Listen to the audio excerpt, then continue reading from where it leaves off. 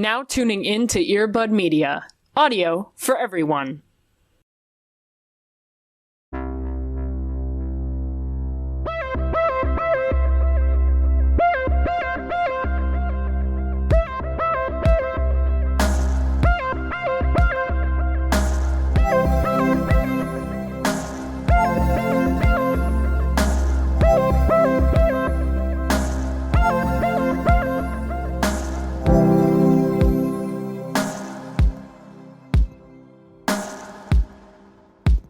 I almost said something though. Sometimes with impulse control, you just gotta that brain, you know?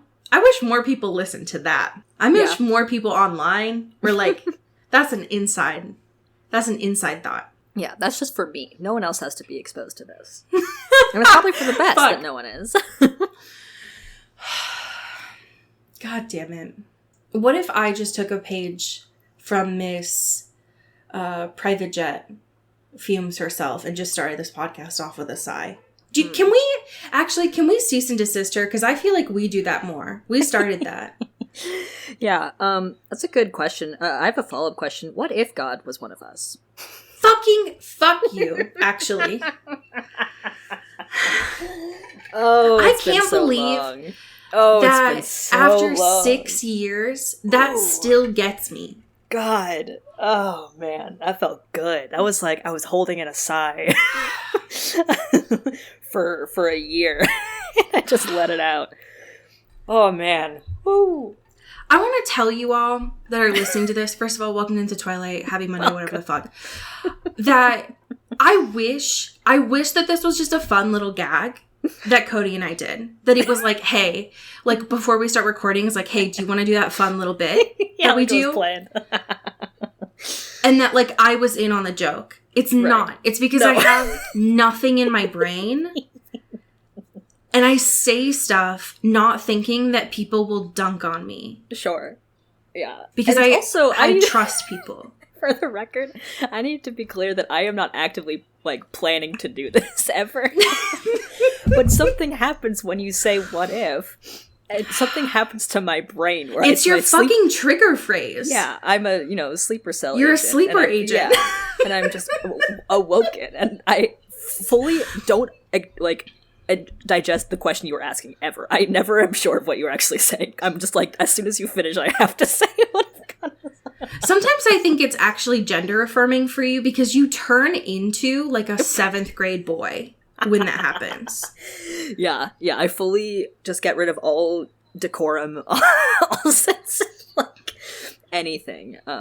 Yeah, it's like compulsion. Whenever I say the like what if, I feel Cody on the other side, like the 7th graders I used to teach, who would put like Hugh Janus in their Kahoot name, and it's like fucking Christ, like are you kidding me? I'm just vibrating over here, waiting, like, holding the side of the desk, being like, "Please, God, give me the opportunity."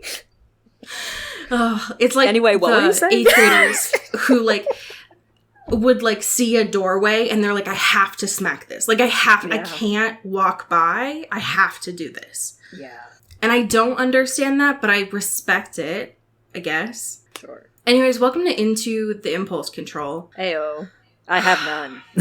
I have negative. I need so much. Please. My medication's only doing the bare minimum. Help us. Yeah. For only 25 cents a day. You can keep us from smacking the tops of doorways. Please, God. We need it so bad. We need it. Help us. How are you? I'm here. Yeah. I have a new obsession, okay? I want to take you to a place, all right? Okay. But there's a war in the speedrunning community. Sorry. What? And it's not even like the proper speed. Like one of them is a speedrunner, and most of these people are just like streamers or like they play video games. Okay. But there's been a battle happening between like two. It started with these two people, right? One of which I watch.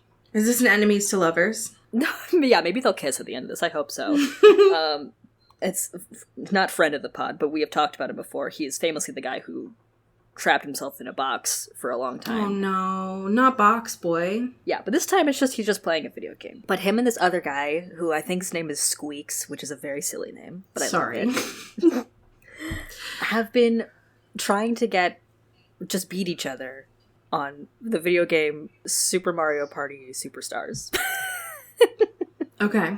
Which came out in 2021. And it's just Mario Party, and it's just mini games, and it's like, how fast can you do all 100 mini games? Why do people always try to rush through media? You know, right? Like, why can't you just stop and smell the roses? You know, so many game developers spent their literal lives creating this, right. And you have to rush through it for why?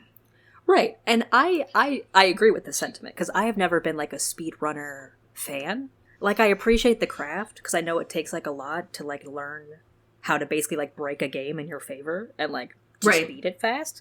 But I've never been like into it, like watching it or anything. But somehow this was very interesting to me because it's just going like weird strats of like, oh, I like have to set all these things as my favorites because if I go to the menu each time, that's 7 seconds. That's like by the end of the game, 11 minutes of my run. And I'm like, this is wild math that we're doing here. I'm intrigued. And now there's like 3 to 5 other people that have just started going for it now. And so now everyone's just trying to get like the world record of this video game, which was set like a year ago. And now all of these people are just like trying to outrun each other. I just love the drama, you know? In my head, Mario Party games are very close to Uno. Sure. Where it's very hard to play them without fights breaking out. Mm-hmm. So the idea of doing this individually, right? I guess it doesn't surprise me that this would be something that people would get very competitive with each other about because that is the nature of this game. Is like it's going to bring out the worst in people. And it's also interesting playing it as an individual because you also like in Mario Party have like a teammate. So if that's like a CPU, like you don't have any control over that. So like if they're not as good at the game for whatever randomized CPU reason, it like fucks your whole shit up. Thinking about doing this gives me a lot of anxiety. Yeah, I think that's fair. That's like, valid. Why do you have to go so fast? Right. Yeah, please stop. Like, do you not have enough stress in your day-to-day life that now you need to do this more? Yeah, is the world not harrowing enough? Right. That is my hyper-focus this week. That's what's up. I love this anthropological study that you're doing. I can't wait for updates. Yeah, it's like, this is my National Geographic. I'm like observing the life and times of streamers who have nothing else better to do than to try to get a world record in a very old Mario Party game. I mean, if it's not a like big market, it makes sense to me. Mm. You know, that's going to be a really, I mean, I bet there's like a ton of streamers right now who are doing the new Zelda game, right? So like you're going to stand out. So good for you. Yeah. But imagine their dreams, right? That's very like Queen's Gambit, like on the ceiling literally. Shit. I can't. That would make me so nervous, but good for them. Amazing. So how are you doing, my friend? I'm here. I this past week celebrated my 107th birthday. So I'm alive and well. Yeah. The happy thing that I'm bringing to the space is also a very niche topic from a niche company. I don't know if you've heard of it. Is the Barbie trailer. Yes. Fuck yeah. I, for context, did play with Barbies growing up. Sure. And for a while, liked Pink. I would say until like Props 5. And then I got into sports, and I was taught that Pink's bad. But I'm going to be honest with y'all. This movie trailer makes me really happy. Yeah. And in so many different ways. And I am very happy for that. Yeah. This is very much a happy thing. Of watching this trailer was, especially the one that just came out this past week, made me weirdly emotional, which I wasn't expecting. And I'm genuinely looking forward to watching this film. And I'm very excited about it. It's Barbie Town, baby. I'm ready. Everything's pink. I'm excited. It looks very well thought out. Mm-hmm. And this is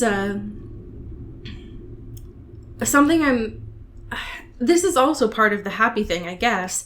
But I am looking forward to being able to watch a movie where I can see every part of it. Right. Yeah. I love color. I miss that. Remember that? Colors are really good in movies. It's especially contrasting some of the recent shit. I don't go and see things in theaters. So this is solely based on the trailer of The Little Mermaid. But I couldn't see fuck all. Yeah. In that trailer. And I just miss movies being edited so that you could actually see what was going on. And you didn't have to be in a theater to see it. To actually visually see what was going on. Yeah. And I'm looking forward to being able to be damn, thank you for not only making this saturated, but lit in a way that I can see what the fuck is going on. Thank you. Very much appreciate it. God. Also, with this longer trailer, it is wild that Will Ferrell is the bad guy. Right. Yeah. Was not expecting to see that. No. But very excited to see all of the different Barbies. Right. I love all of them already with my heart. I love them all so much. I love all the little details. Was weirdly emotional seeing Barbie float down because what kid uses the stairs with Barbies? Right. The soundtrack is already wildly good. Oh my god, I'm so excited. Ryan Gosling himself dropping a track. Himself! Let's fucking go.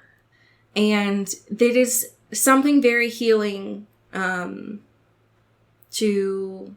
just see a very quintessential neon movie to come out in the summer. So I'm looking forward to it, and it brings me joy. And also Margot Robbie, I love her.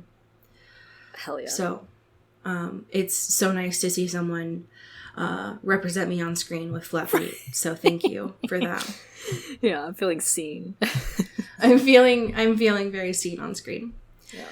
Could you tell me a bit about our current events this week with Miss Case 2? Yes, I absolutely would love to. Pew, pew, pew, pew, pew, pew. Case 2 corner. Hello. Hello. We're getting a little bit of Case 2 fashion moment. For the cover of Elle Japan, the July 2023 issue, and this fucking rules. This cover looks so She looks sick. so pretty. She finally is, Chanel is doing something for her.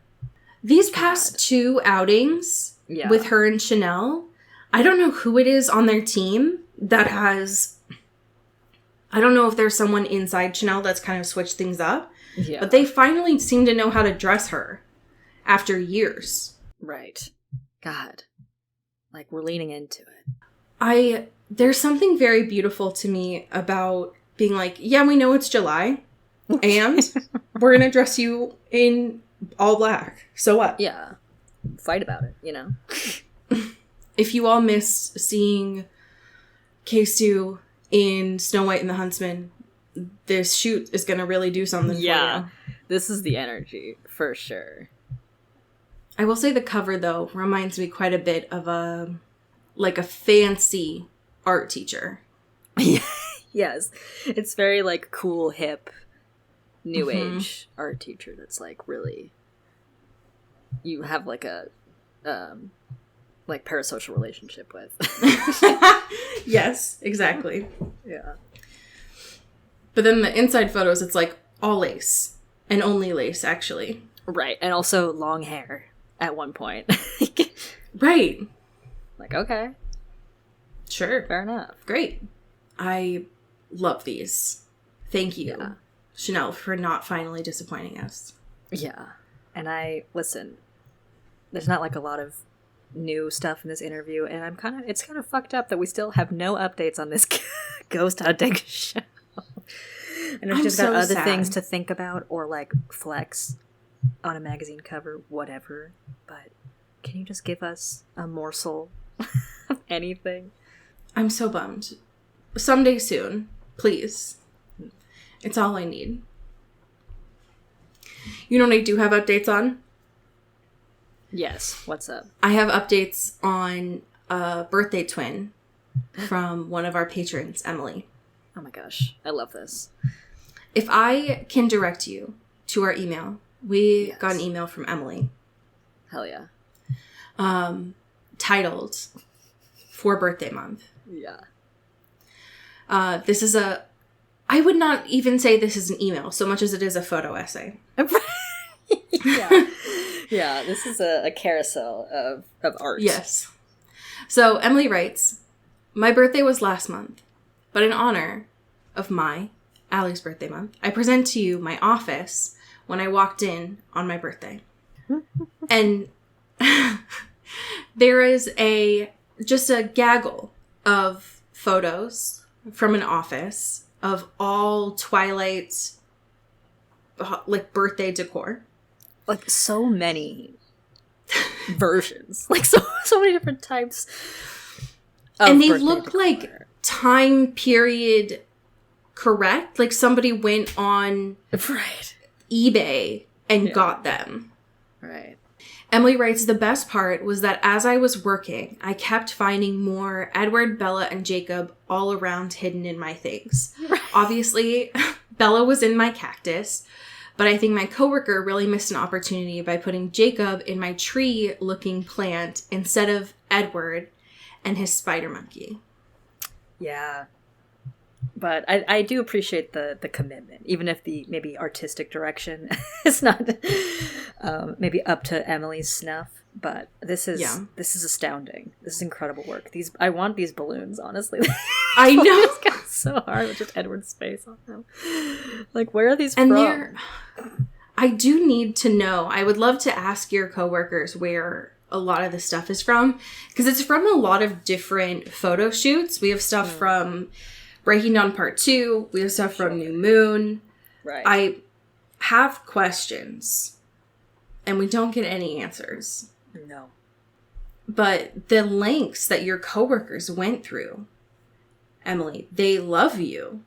Yeah, and this is real Can you respect. just keep it up? I know that you're like a certified business person. Right. Yeah, you have like an important job to do. You have like a real job. But I would feel really safe with these. Yeah.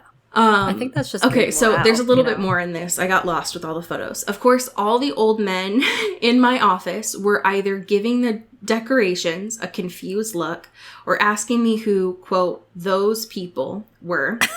But I think I dragged at least one of the other women into my Twilight Renaissance and convinced her to read Midnight Sun. Soon, I'll be having her listen to your podcast. Oh, no. Anyway, happy birthday month. Thanks for all you do and letting me share some of my life with you. And then there's a bonus photo. Because if you were not mistaken, Emily also sent us photos earlier this year and was the titular Guy Fieri for Halloween. So we see that here as well. Amazing. I love this. If These are you gifts. could keep these up, at least a couple, maybe just some of the smaller stuff, like in your office decorations. Sure. Yeah. That would be very important to me. Yeah. There's nothing wrong with that. You know? That'd be very important, and I would love that very much. I'm so jealous. Listen, you couldn't pay me to go back and work in an office. Right. but one of your coworkers loves you, because that's a lot of dedication to do that. So Yeah. Oh, 100%. be very. I'm jealous for sure. Oh, okay. Memory recall. Here's what I remember. Yes. We are finally getting out of the cult Right. of weird families living in caves. Yes. And Lissa is getting betrayed by her friends because they are in court. And Christian's like, ooh, I'm going to nominate you. And Adrian's like, yep, me too. And Tasha's like, ooh, me too. And she's like, guys, what the fuck? And she's like, well, I guess I'll accept that nomination, but I'm going to be pissed at you later. Right. And that's what you missed on Glee. That is what you missed on Glee. So tell me about chapter 15. Yeah. As we predicted, and as also our good friend Victor Dashkov predicted, immediately after the fact, it's chaos. Everyone is running around like chickens with their heads cut off. They're screaming. Everything's chaotic. Which, fun. Very exciting. Very cool. We love to see it. And Liz is just like, why did you do this to me? Like, respectfully. What the fuck? Respectfully, I thought we were all friends, and that wasn't really a friend move. Right, yeah. I thought we were like homies. But whatever. And Rose also notices that like there are a lot of people like standing up for it, being like, you know what? Like, similar to like I think how it was laid out in the show of like Victor being like the people's candidate, right? Of like fuck the rules of yore and all that shit. And Lissa to some extent as well in the show, but like this is kind of that energy of like, well, these are all silly rules anyway. Fuck it, let's go, you know? Right. And maybe she could be something, whatever. Yeah, they very much do a like. Well, actually, I have the rule book here, and she can. Right. She just can't win or be voted for, and why not?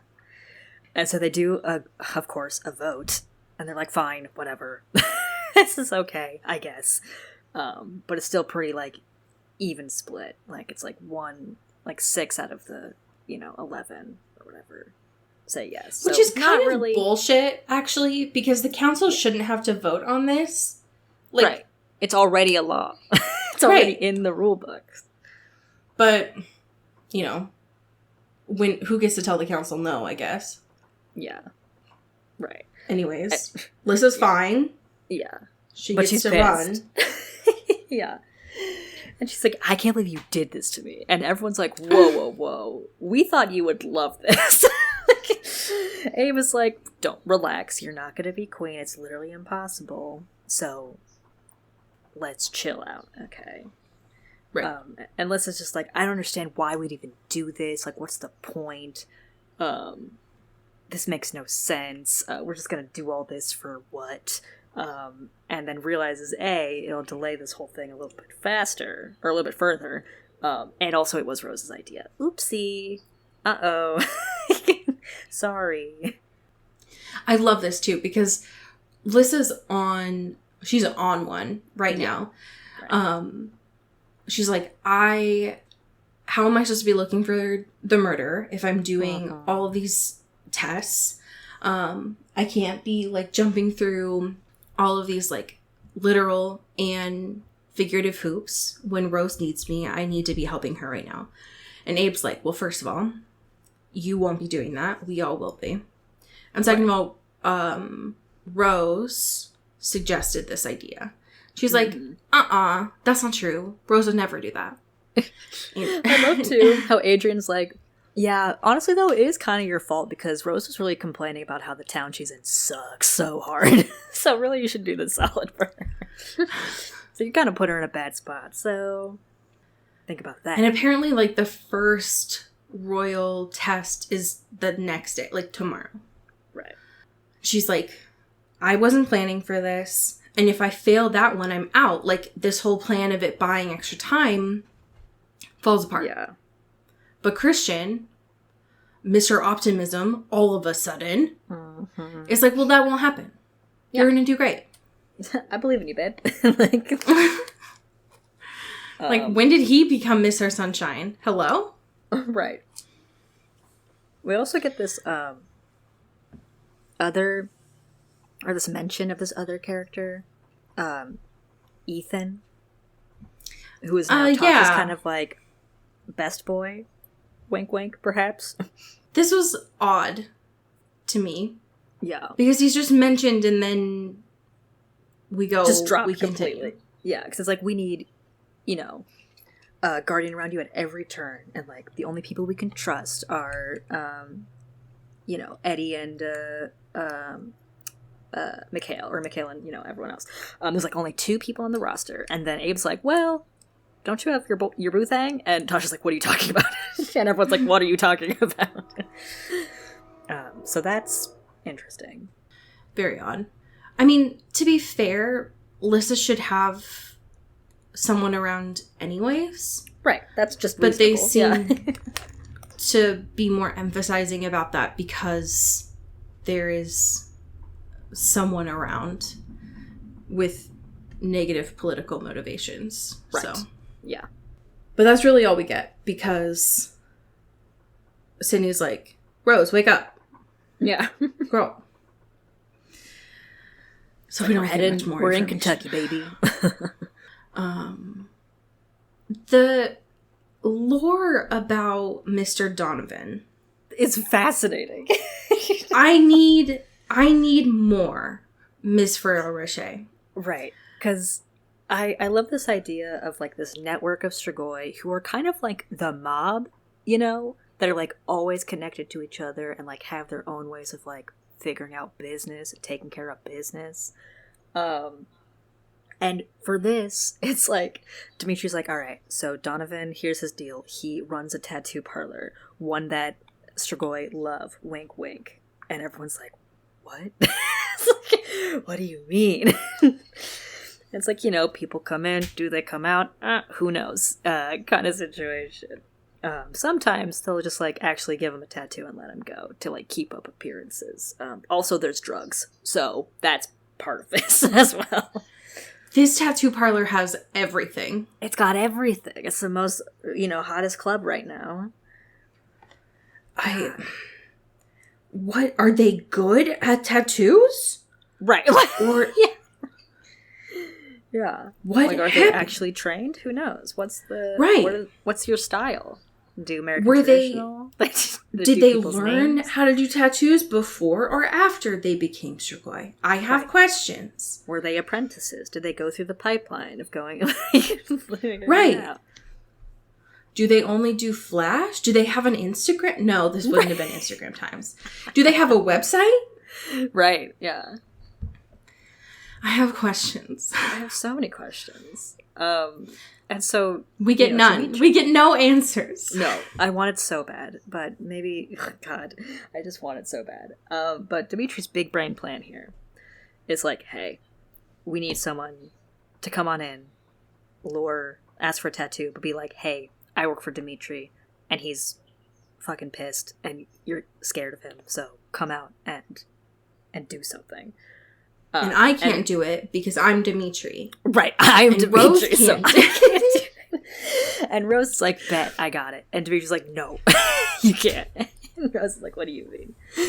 And Dimitri says, well, they're going to know you're a vampire, obviously. They're going to sniff you, and you're going to be, yike, toast. It's going to be out. They're going to be threatened, and there's going to be a big fight. It's not good. They're going to look And at so- your sweet, sweet neck, and they're going to be like, fuck. Right. And so They're they're gonna kind of know. just like are twiddling their thumbs a little bit in the car. And Sydney's like, God damn it. Like, I can't. You're going to throw me into the wolves like that? That's fucked up. Literally the one job. We know so little about the alchemist world, but there's like one thing that they're Right. supposed to do, which is not put alchemists in danger. Right. They're very And they're important. like literally sending her to the wolves now. Yeah. With the only thing that they're providing is that fucking Rose goes into a 7-Eleven, finds a like CoverGirl powder foundation, Right. puts just enough on to cover her golden lily tattoo that she has on her cheek. And it's not a great match for her skin tone, by the way. It's probably like that fucking matte mousse foundation that we used to use back then. So it was like orange, right? Yeah, yeah. But just on that cheek, so not all over her face. So she looks blotchy as shit. And they're like, yeah, you'll be fine. Like, don't worry about it. You're a woman. They're not even going to pay attention to you. Yeah. And just sends her in. Being like, yeah, you'll be fine. Yeah, like, and now we wait, I guess. Hopefully we didn't just send her to die. Right. Hello? Yeah. And both of them, both Dimitri and Rose, are like, that was probably a bad idea. Right. We probably Too shouldn't late have now, done I guess. that. And they're like, it's a little too late. We can't do anything now. What the fuck? But turns out this does work. It weirdly, Weirdly, it no. worked. It does work. And Dimitri's putting on his whole show of being fake Strigoi, and it's like his voice. He's using the thing that like Darth Vader uses, like to change his voice. Right, exactly. And he's like kind of hiding in a bush or like in the shadows of the darkness, so you can't like see him. And it's like, yeah, bitch, what's up? Let's do this thing. And but he accidentally switched it, so it's not on Darth Vader mode, it's on like squeaky high mode. So this bush is talking, but it's like really high pitched. He's like, what's up, bitch? Can you imagine? 7-foot man in a little bush? Yeah, in a tiny little bush. Yeah, I do love this idea. I mean, that would scare me, to be honest. Yeah, and honestly, that voice disarms them enough so that they have like enough lead time of being like, before they realize, oh, you're all peers. What the fuck? This is a setup. And they get to go to business. Yeah, because Rose is on the fucking roof. Right, she's like purveying up top. Yeah, and does this like flying squirrel move and jumps on one of Donovan's guys. So like that's a distraction too. Yeah. And then Sydney's like, bye. And just gets out of there. I guess I'll just fuck off now. What the fuck is happening? I love her. Anyways, things don't really go that great for a while. But, listen, you know, they do make it through. It's just, Dimitri just kind of like, he's got trauma, so he just kind of sees red for a bit. Yeah, and like it's kind of like they are like working together again, but it's also in very different circumstances, so it like feels similar but very different, and it's just like confusing on a lot of accounts. And they like kind of get rid of the henchmen and stuff and finally get to Donovan, and it's like, hey, yo, what up, what's this information? Like, where's Sonia? What's her deal? And they kind of get some vagueness out of him of like, there's a blue house, there's a road, there's a lake. And Rose is like, I think we need more information. And Dimitri's like, Homie's okay. talking like a DM. Right. It's like, tell me more. Yeah, and like just very in platitudes and just like very like not super specific. And Rose is like, I think we need more than that. And Dimitri's like, bet, that's good enough for me, bye. And just fucking murders him. And stakes him way more many times than needed to kill him. And feels bad, man. Feels not good. Feels not good. So apparently Sonia's in Paris, but not like Paris. Paris. It's apparently, I only thought that we only had a Paris, Texas, but apparently this is a town an hour away. So is there a Paris, Kentucky? I guess so. Question mark. This whole time I was just thinking of that fucking Paris vine, but that's fine. It's also she so lives fucked up for Rose this whole time being like, can we please just go somewhere exotic? If I'm gonna be away from civilization, can I just like fuck around in Bali or something? And just to tease her being like, Paris, ooh, Kentucky. And it's like, oh man, crowd boo. The universe was like, yeah, great, Paris, but she didn't specify like which Paris. You got to be specific when you use one of your wishes, you know. Yeah, exactly. That's how you get fucked. So apparently, Sonia, blue house, tiny lake in Paris, Kentucky? Question mark. Right. So that's where we go, but not before Dimitri. So, all right. So Dimitri's he's struggling a little bit. He just did way overkill on these people. And Rose is like, listen. So listen, we know Rose has a lot of PTSD, but she doesn't know that. Right. So this poor thing. She looks at Dimitri and is like, Donovan's dead. Let it go. We're good. God, It's I wish we could just let it go. But she's trying right now to be a therapist to Dimitri, because that's all she ever is to people. Poor Rose. So Dimitri's coming down now, realizing what he did, which is not good. He's like struggling quite a bit. Not great. But he says something, and I would personally like to fight for Arrow for this. And he says, you're the only one who understands. Because that's true. Rose was the only one who saw how Dimitri was when he was a stripper boy.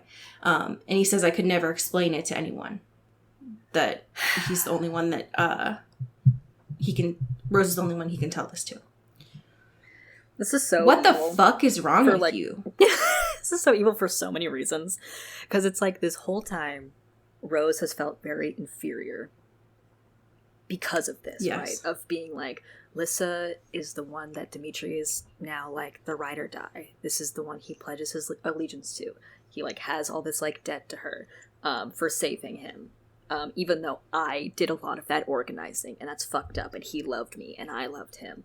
And now, to have that thrown back in her face in how it really manifests, which is not like undying love and adoration, but it's like, we have both, you saw me at the absolute worst, and how horrific that was, and I put you through that, and no one else will be able to see what that's like, or how to explain it, and I'm just like in this trap forever, is evil. That's fucked up. I hate it. What do you want? What do you expect her to do with this now? Hello? What do I do with this information? Am I just supposed to live my life with this now? Am I supposed to like walk around, do chores, go to the grocery store with this in my brain? That's fucked up. How dare you? That like the reason he was pushing her away is because every time that he looks at her, it reminds him of what he is trying to push down. Fuck off with that. How dare you? Don't do this to me. Yeah. Don't. God damn it. Anyways, we also get this really messed up thing, which is that we find out Dimitri still dreams about all of the innocent people he killed. Cool. Right. Thanks for that. Good information for Dimitri to have, and also for Rose to now be burdened with. And Rose is realizing that the Dimitri that she knows, the old Dimitri, isn't gone. He's just locked away. And she doesn't know what to do with that. But now she's like burdened with that. Like, cool. Thank you. Thank you so much. How did you feel about this hair moment? Again, fucked up. Because we know the one thing that Dimitri loved the most about fucking Rose is her beautiful long hair. He's a real hair dude. He's a hair guy. What can I say? And that being like the one thing, at least for now, he can find like beauty in to keep going is evil. It's fucked up. How? And being like, is that enough? And Rose is like, no, but it's good for now. How dare you? How dare you? say that to me? How dare you look me in the eye and say that to me? Especially when it's like that, her saying it is for now, coupled with a kiss to his forehead, which like is very much like, you do kiss to a forehead when it's like pity, goodbyes. Yeah. Like, it's not necessary. It's not like a romantic thing. It's done out of like healing, affection. Right. Fuck me. Ugh. At least the next chapter at least starts off with some funny bits, I guess. Tell me about chapter 16. I hate it here. Okay, so Tell me about Sydney. Sydney at least starts this off. Right, Sydney is pretty good. Like, she's at least levying the mood a little bit. Bless her. Because they look rough after fighting. And Sydney's like, y'all better not stain the car. Like, come on, man. Like, we're gonna be in here for a while. That sucks. And Bless her. they're like, okay, we're not going to Paris yet. You know, we should wait until daytime, you know. Like, Sonia's probably gonna be at the house all the time anyway. So let's not, like, go wild here and, like, risk it just to go immediately. Right. And Sydney's like, well, how do you know he wasn't lying? A, he's dead now, so it doesn't really matter. But also, like... True. And, you know, just being like, actually, I don't think he's lying. And that's it. End of discussion. Cool. Great. Love that. Let's just go with that. And Sydney's like, all right, guess we'll just sit in silence on this drive. Love that. Yeah. They do end up finding, like, a motel. Mm-hmm. To, I guess, a hotel. To, like, at least shower, clean up in, get bandaged up in, because the two of them had gotten pretty scraped up. Mm-hmm. And find specifically, like, the body of water that Donovan was referring to. Right. So it is, they think anyways, that Sonia is on Martin Lake. And bless Sydney, she's like, okay, so that's where we're going. And then you want me to fucking waste gas, drive around and look around for this blue house. That's what we're going off of. Like, that's the plan. And Rose and Dimitri are like, yeah, obviously that's the plan. What do you mean? Like, what do you mean? We know it's by a lake and there's a blue house. We're looking for the big bear in the blue house. I don't understand. Right. We're just gonna, like, run around and drive around until we find it. What's the problem here? Yeah, I don't know what's so confusing about this, Sydney. Yeah, it seems like it makes a lot of sense, actually. They make a plan. They're supposed to go to sleep, wake up, when it's, like, midday. Rose, I cannot stress this enough, needs this sleep. Yep. She needs this sleep so badly. But she gets pulled into two dreams again. And I'm over it. I want Freo to write, so I went to sleep. And then I woke up. I just want Rose to be able to sleep. But no. At once in her life. It's especially on this journey. It's the Nasty Brothers again. The disgusting brothers are back. And it's them being like, cool, so you found her. Bet. We'll meet you there. Hate these two. Yeah. And they're, like, useless. They are. They're not really, like, giving, you know. Rose is doing a lot of stuff. The homies back home are doing a lot of things. They're just kind of, like, liaisons somewhere around here. And just ruining her sleep. No, they're just nasty. They just are leeches. They only want information. Don't like them. Like, give me that sweet goss. You know? Who is it? What do you got? What's your name? And Rose is like, ugh, there is, like, a Sonia Carp connection. Does that ring a bell for any of you? And for some reason, Victor is very in on the loop here, and Robert's just like, what? Sonia as a spirit user? She died? Or, like, she turned Strigoi to get rid of the darkness? It's like, what do you... Keep up. Okay? Can we, Right. like, be Read on a the same book. lore here? Yeah, read a book. You know? It's like, come on, man. What are you even doing here? What are you bringing to the table? All right? Right. So embarrassing. Yeah. Anyways, apparently they're going to be in Paris, Kentucky, like, tomorrow. Right. Whatever. Okay, sure. I'll believe it when I see it. Embarrassing. Yeah. And then they just, like, hang up on her. Right. In the dream space. Again.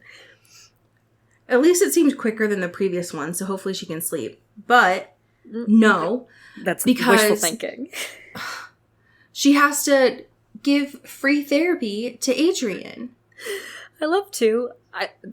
The more that we have these like 2-in-1 kind of dream scenarios, like it seems to me the way that the dreams work is that it's kind of like like Adrian's like on hold right now because like call waiting. Right, exactly, because Rose is already on the phone with one dream, and immediately after she gets zooted into the other, and it seems like Adrian's been waiting a little bit. You know what I mean? Just being like, "Hello, can I come in?" Like, yeah, I'm surprised that funny. he hasn't asked like, "Who were you talking to?" mm-hmm. Because he knows other spirit users, but Right. when talking with Rose about the other spirit users, he is the only one of the spirit users that we know of that can dream walk. Mm-hmm. And so it'd be wild that he'd be like, okay, so which spirit user is in your dreams right now? Right. But no thoughts in that dude's brain. Yeah, he's too busy brooding at the big council ballroom of his imagination and God. leaning against a window and being like, oh, woe is me. My life is really hard. Adrian, these last couple chapters is really pissing me off. Yeah, he's been back to his old fuck shit, and I am not a fan. And listen, okay, here's what I'll say. Do I understand his concerns? Yes. I understand why he's nervous in this chapter. But, like, Rose has more than enough on her plate. Go talk to a therapist. Write in a journal. Yeah. There are other ways of working through this. Don't bother her in her sleep. Mm-hmm. And then be like, so Rose, sometimes I don't feel like other girls. Right. And I just feel like the darkness of spirit is pulling at me and I feel like I'm going to lose myself. Like, what the fuck is she supposed to do with that? Right. And it's like, homie, I can't save you from this. And it's like, you know, talking about like being dependent on all these other things to block out the void and block out the darkness. And it's like, yeah, dude, also, we have known this was a thing with me and Lissa for a long time. Mm-hmm. And we have actively done stuff to, like, prevent it. You know? Yeah, go find your Bond babe. How about you... Yeah, maybe not Bond babe situation, but at least, like, the medication, you know? Or something that makes it feel like there are reasonable solutions here. And it feels like you're just not wanting to do any of that. Yeah, don't go to someone else's Bond babe and say, I think you're my strength. Fuck off with that. Yeah, get out of here. And I'm glad, honestly, I'm proud of Rose. Because she's like, listen, that's supposed to be sweet and romantic, but it bothered me. Right, yeah. It's nasty. So, and finally, she's like, listen, so many people need me right now, and I can't help all of them. Yes. I'm mentally exhausted. Yeah, I don't have time for this. No. She's trying to save the world, literally. And only so many donuts can help fight mental fatigue. It's not fair. This is true. Yeah. But anyways, Adrian comes in, he trauma dumps on her, and then is like, bye, bestie. Sleep well. Fuck off with that. I don't like it. Yeah. And again, Rose can't get any extra sleep because the alarm just goes off. And it's like, rise and shine. Yeah, Dimitri is up and at him. Right. He is ready to go. I love, too, he was, like, patiently waiting for them to wake up because he was like, I really wanted to get coffee, but I didn't want to leave you guys unprotected. So, can I go now? Are you guys good? I will bring This back is donuts. me all the time. Just, like, waking up earlier than everyone else, but, like, trying to pretend to still be asleep. Yeah. It's like, it's fine. I'm cool. I think finally, at this point, though, Rose spills about Victor. Yeah, it's like, hey, so... Someone might be joining us. We might have a visitor, a new addition to the party. Don't get mad at me. I may have invited someone. Yeah, so now that you're happy with your coffee and donuts, here's the bad news. Yeah. And I love that Dimitri's like, why? And I was like, well, it's kind of a funny story. And by funny, I mean lots of crime. Yeah, and me lying to you all a little bit. Yep. But, hey. Can we talk about how Sonia's house feels like Miss Honey's house? It really does. Yeah. If this was a witch's house, like, I know that she's a vampire. This house would definitely lead me in. I know it's a trap, but I'm like, ooh, it's so pretty. Yeah. Yeah, it's like, I wonder what the inside is like. That seems like I bet furniture. she's got a fucking window open. It smells like cookies or pie. Yeah. I would walk into that fucking trap so easily. Yeah. They got rose bushes. There's flowers for days. Flowers for days. It's a gorgeous scene. Thomas Kincaid would die on the spot. It's so pretty. Like, yeah. And then they just gotta do just a real quick B&E. Yeah, there's like, okay, we gotta stake out, we gotta scope the scene, we just gotta, wrap her up in big chain. Oh yeah, notably, okay, so when Dimitri went to go get coffee and donuts. Oh yeah. He went apparently to a store and apparently bought their whole fucking stock of chain. That's not suspicious at all. No. And also, it's midday. What place midday in a small town still has all their donuts? Right. It's fine. I'll stay in the narrative. It's fine. But yeah, so it's like 12 p.m. or whatever the fuck, right? Demetria goes in to like an Ace Hardware and is like, can I have all the chain that you have? What? Okay, 7 foot tall man. Yeah. Sure. That's not I'm definitely going to write down your description. I'm going to commit this to memory. But yeah, so they're like trying to figure out, okay, so how many different entrances can we go in so we can get Sonia and chain her up? And they like notice this like big rock like outside the fence or whatever. And Dimitri just like stands on it and it's like, hey, get up here. And just like boosts her up and over. And he just like hops on over the fence, which is really cute. It's very good. Also, apparently Sydney has instructions that if they aren't back in 30 minutes, she has to leave. Yeah. So what is she doing? Little rules. Who's to say? But now they're both in the back, sneaking, breaking, entering. Yeah, it's fight time, baby. We gotta hit some glass. We get a shovel. We're swaying it. Thrice.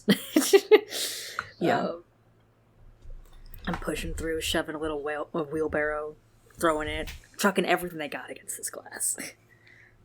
Felt a little overboard to me personally. Yeah, like it seems. I guess this is like very industrial glass, but they are going pretty hard at it because it is pretty tricky. Because in theory, you need a place that's remote to stake out and stay. This could be your new home now. Why do you not? Why not just keep it a little bit nicer than this? But yeah, maybe like fuck up the door a little bit. You can replace a door a little bit easier. Or like why not? Stuff. I don't know that you need to throw a fucking wheelbarrow. Right. How about did none of you learn how to pick a lock? Like right, exactly. Does no one? Why do we need to disrespect the surroundings? Right. I felt some type of way about the fact that Sonia did not recognize Rose. God, that made me sad. Oh, and the fact that she was just like standing there, books waiting, ready. Oh, it's only been Sonia left the school. Before the book started. Right. Because the book started once the girls had left, like, escaped the school. Right. And Sonia had already left Vampire Academy by that point. So it's been, what, like 3, 4, maybe 5 years? Yeah, not a long time. I mean, listen, do you have to remember every student that you've ever had? No. But, like, do you remember one where your student's friend killed a bird and you had, like, a really weird moment with them? Probably. Yeah. Seems important. Yeah, that's just realistic. But she shows, like, no real sign of recognizing Rose, which is wild.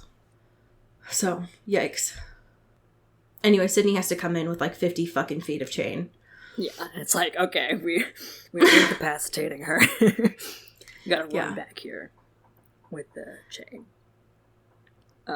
And Sonia's putting up a good fight, but Dimitri is still, like, fighting well, but is less like, I'm gonna kill her. You know, like, the red is not as in his eyes as it was. Like, there's some sort of, you know, Rose definitely had to communicate to Dimitri, though, like, yes, don't kill her. Yeah, just remember, we need her. We need her. She's important.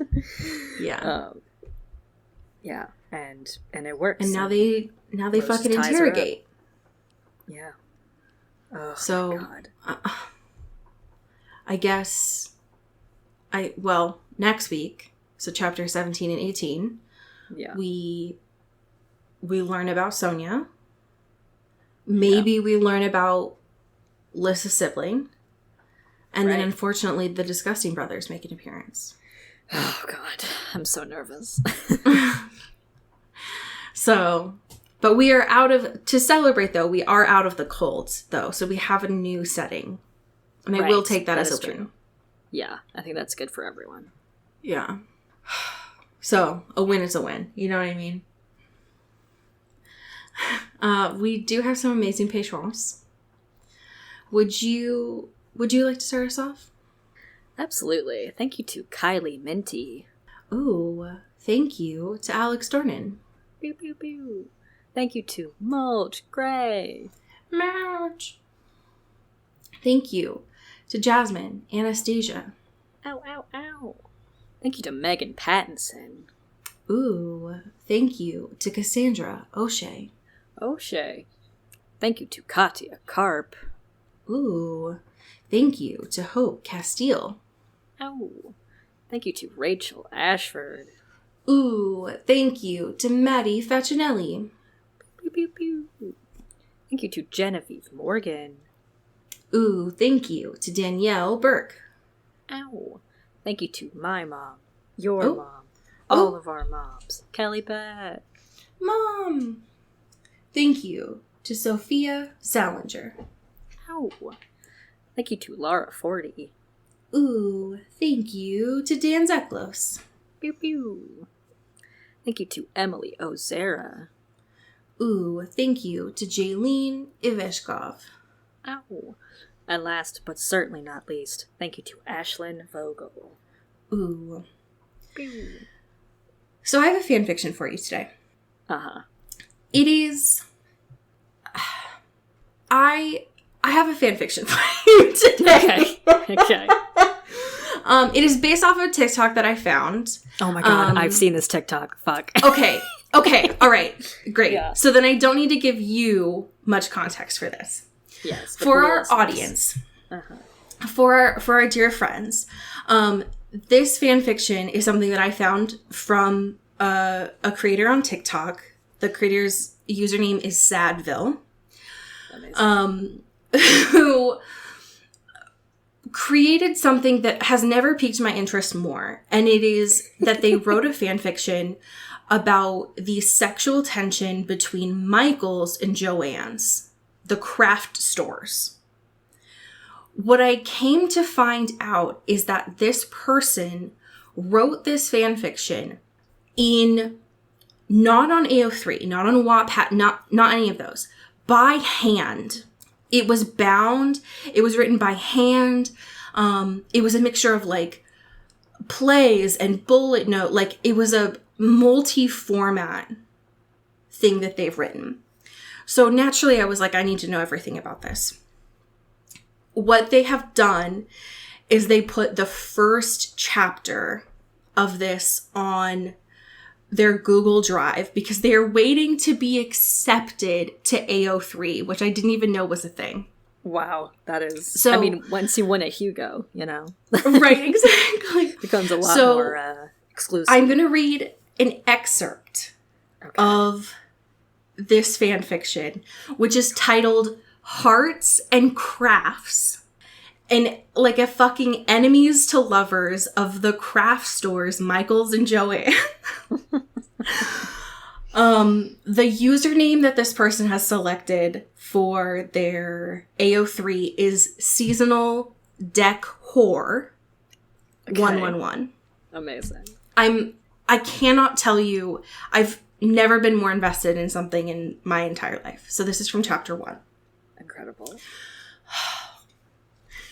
Okay. But Joanne knew how lucky she was that she always got to see them so full of potential, rich with the joy of the things that would be made and made beautiful, the art to be hung and admired, the clothes to be worn and adored. Joanne got to see her customers in the moments when those visions are most effusive, that positivity most contagious, before they've been tinted by the realism of execution, before the difference between what they wanted to make and what they did make had been revealed. The delta of expectation and execution that, well, Joanne didn't know, but she imagined it would be a frustrating feeling, like a physical manifestation of the difference between your desired talent and your real talent, or something. She knew that sometimes they came back less positively than they'd previously left, sometimes a lot less happily. But they always seemed buoyed by the time they were checking out again.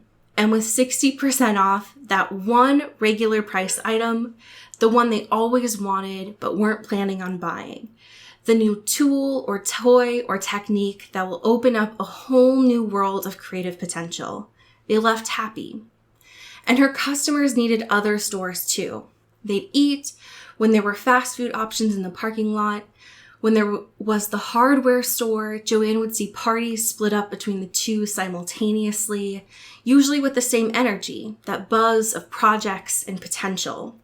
There was a bank that was cordial enough, not much crossover between the clientele, but also no competition. Joanne thought their customers often left looking worse, more deflated than they did when they walked in, and she wasn't really interested in doing anything that would have that effect on people.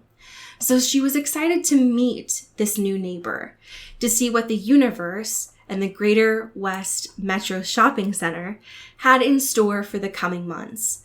And as the sign went up, letter by letter, Joanne learned exactly who she'd be staring down across that 100 yards of black asphalt.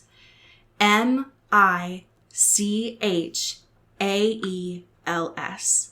And scene. Oh my god. Oh my god! This is everything. I'm so excited. So I am going to imagine that this author might need to take a bit of time since they are having to transcribe their handwritten fan fiction. But I'm going to tell you, I'm on the frickin' journey. I'm here for every step of the way. Oh, I'm ready. Yeah. Oh, that's incredible. What a journey. So, did I accidentally put two happy things in here? Yes, but also the dedication that it takes to write out a story is powerful. So, please enjoy. I'm very proud of this person and the journey that they are on. Yeah. Amazing. Amazing. Well, friends, please enjoy video games or movies this week, or fan fictions about craft stores, and tell your friends about the show. Yeah. Those are your tasks for this week. And also be good to yourself. That's always a task for this week. Right. And as we say here in the Pacific Northwest, get bit. ooh. Into the Twilight is an Earbud Media production. You can follow us on Twitter at Into the Twilight or on TikTok at Into the Twilight Show. You can find me at Cody Corral on Twitter and Allie at Alexandria Does. And you can support us on Patreon at patreon.com/Into the Twilight. We have merch, so much stuff. All those links are in the episode description. And make sure to rate and review us on your favorite podcast hosting platform. It really helps the show. Thanks. Bye. You've been listening to Earbud Media Production. Earbud Media. Audio for everyone.